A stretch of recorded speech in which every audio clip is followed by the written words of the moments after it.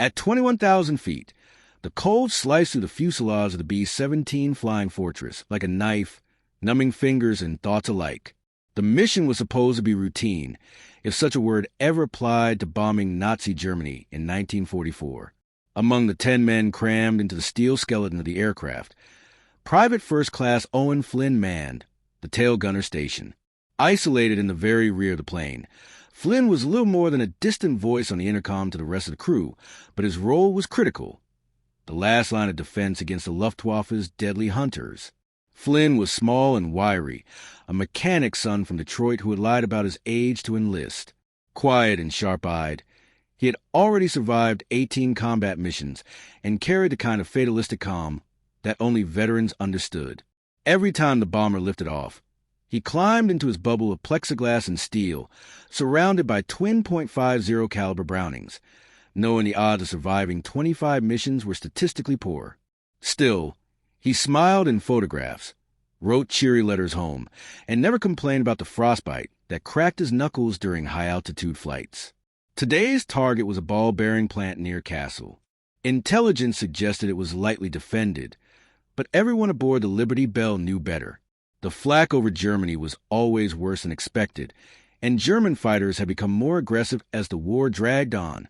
Their mission briefing had included a sobering prediction. Heavy enemy resistance from Jägerschwerte 3, a Luftwaffe unit known for its skilled pilots and ruthless tactics. The crew had listened in silence, each man absorbing the danger in his own way.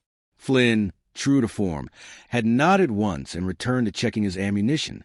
The formation of bombers flew in tight patterns, engines roaring in unison across the brittle blue sky. Time passed slowly. Flynn scanned the horizon constantly, fingers curled around his guns, breath fogging the glass. Then, as the B-17s neared the target, the flak began. Explosions erupted in the sky like ink blots, black puffs of smoke tearing into the clean air. One of the bombers in the next squadron took a direct hit. It burst into flames and folded on itself like a burning paper crane. There was no parachute, no time. Flynn swallowed hard but kept his eyes on the 6 o'clock position. Fighters, 11 o'clock high, came the call over the intercom. Moments later he saw them, dark shapes slicing through the sky with merciless precision. Focke-Wulf 190s and Messerschmitt Bf 109s dove in, their cannons blazing. The battle became a frenzy of flashing metal and radio static. Flynn's guns roared as he tracked a fighter trying to circle behind them. Tracers lit the sky. The German jet peeled away smoking, but another took its place. Then it happened, sudden and brutal. A shell slammed into the tail, shattering the frame with a thunderous crack. Flynn's world erupted in noise and motion. The tail groaned, twisted, and then tore away entirely. For a second, Flynn felt weightless. Then gravity claimed him. The tail section spun away from the B-17, trailing smoke and debris. Inside, Flynn was still strapped into his harness, eyes wide, mouth open in a scream lost to the howling wind. Above, the Liberty Bell was mortally wounded, the pilot shouting over the comms as the aircraft spiraled. But Flynn couldn't hear him. He was now a falling star, plummeting to the freezing sky, alone and unconscious, trapped in a dying fragment of his bomber. He had no parachute, no control, no chance, or so it seemed. Wind screamed to the ruptured metal as the tail section of the B-17 tumbled violently, spinning end over end to the thin upper atmosphere. Owen Flynn's body jerked with each rotation, the safety harness biting into his chest, his limbs flailing uselessly in the chaos. Consciousness returned slowly, a hazy veil of pain and confusion clinging to his mind. His vision swam. There was no up, no down, only the sensation of being hurled into the void. Instinct kicked him before logic. His gloved hand scrabbled the gunner's harness. His boots braced against the torn floor. Blood from a gash above his eyebrow blurred one eye, but he blinked it away, heart pounding with raw terror. The tail gun's shattered frame twisted like a corkscrew, panels flapping like wings torn from a dying bird. He was still falling, alive, but falling. He didn't know if the rest of the plane had survived. The intercom had gone dead. The radio was gone. The world was a rushing tunnel of air and somewhere far below, the ground weighted like a fist. Flynn's training told him to search for his chute, but in the tail section, there was no room for parachutes. Tail gunners were issued chutes, but had to leave them at the entrance of the fuselage, near the radio operator's station. To reach it, one had to crawl through a narrow catwalk over the open bomb bay. That luxury had vanished the second the tail tore free. He was on his own. No parachute, no lifeline, no hope. And yet, something kept him alert, fighting. The internal cage of the tail gunner's compartment was crumpled but partially intact. As the air pressure increased and the spinning slowed, he found himself able to move slightly. He gritted his teeth and steadied his breathing. Panic was a fast killer up here. Thinking clearly, he began scanning the metal wreckage around him, searching for anything, any hint of salvation. The tail section wasn't entirely hollow. The thick ribs of the fuselage and loose cables acted like a crude skeleton, breaking the wind and slowing the descent. Miraculously, the force of the disconnection hadn't completely severed the interior floor, which still held him partially enclosed in a cocoon of steel. It was disintegrating. Yes, but it was disintegrating slowly, enough to buy time. Below him, clouds rolled across the German countryside, green fields and forests stretching like a peaceful illusion. Through the clouds, specks of black smoke marked where other bombers had fallen. Somewhere nearby, parachutes floated downward like drifting feathers. Flynn gritted his teeth again. He had nothing to float on, just torn aluminum and courage. He shifted his weight carefully, testing the structure. The twisted metal groaned, but something held. He was falling, but not tumbling anymore. The tail had stabilized, falling flat like a leaf. He didn't know if it would help, but it might. He focused on staying centered. Crouching low, bracing his legs, the cold biting deeper into his bones. Minutes passed. The clouds grew closer. He closed his eyes for a moment, not from fear, but prayer. Not the kind he had learned in Sunday school, but the kind soldiers mutter when they've used up everything else. Please, just let me land where there's a chance. And then the tail hit the clouds. The vapor rushed past in a blur. The sudden wetness shocked him, waking him fully again. It meant one thing. He was nearing the end of the fall. Either the tail would disintegrate in the last 1,000 feet and hurl him like a rag doll, or the broken carcass of the plane would carry him all the way down. It didn't take long to find out. The air thickened. The light changed. And then impact. It wasn't the explosion he'd imagined. It wasn't fire or silence or death. It was sudden, crushing violence. The tail slammed into a line of pine trees on a hillside, the ancient trunks cracking like matchsticks. The remaining metal curled and snapped as it skidded through the underbrush, carving a shallow trench in two. The damp soil before coming to a lurching stop. The smell of sap and gasoline filled Flynn's nostrils. He was still in the harness, still in one piece, and still alive. The forest was deathly quiet, save for the faint hissing of cooling metal and the slow creak of trees pushed askew by the fallen wreckage. Owen Flynn lay motionless for several seconds, unsure if his body still belonged to him.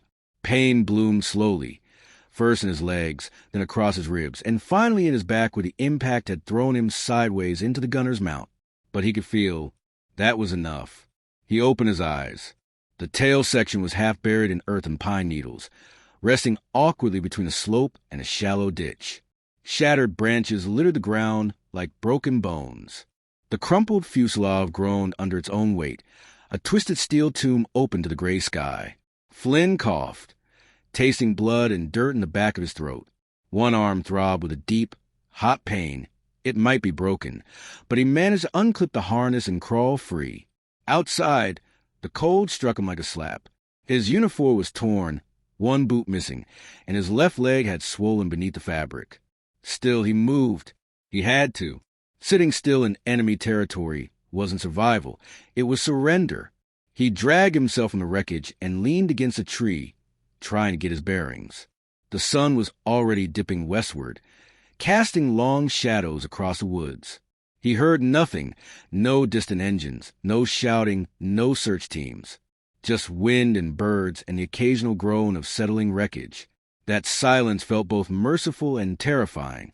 He was alive, yes, but alone, wounded, and behind enemy lines. For a long moment, he just breathed. Then came a sound, not distant, not imagined. A rustle, soft, deliberate, and close. Flynn froze. Through the trees, a figure emerged, small, slight, and hesitant. A boy, maybe 12 or 13, in a wool coat 2 sizes too big.